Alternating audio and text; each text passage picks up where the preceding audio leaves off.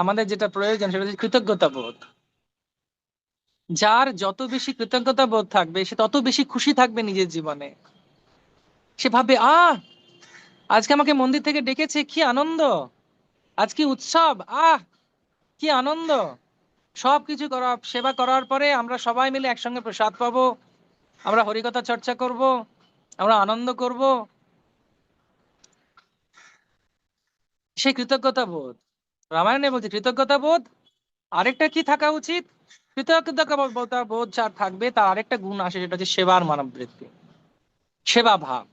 কৃতজ্ঞতা বোধ আর সেবা ভাব, এই দুটো যে ভক্তের মধ্যে আছে, সে নতুন হতে পারে, প্রবীণ হতে পারে, সে সব সময় আনন্দে থাকতে পারে।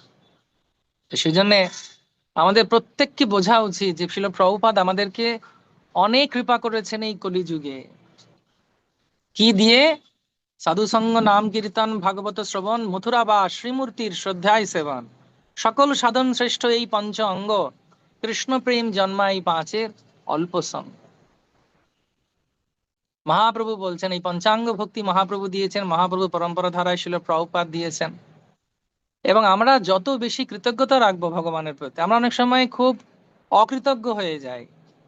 আমরা ভাবতে থাকি যে আমাদের আরো প্রাপ্ত হওয়া উচিত। আজকে কেন মুগ ডাল হয়েছে আর লাফড়া হয়েছে, পনির নেই কেন?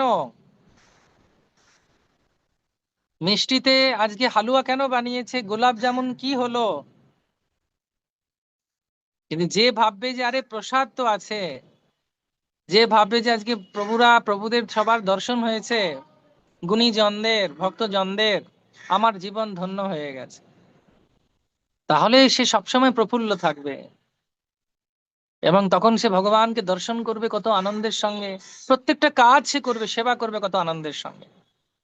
সেজন্য আমাদের হৃদয়ে সব সময় কৃতজ্ঞতা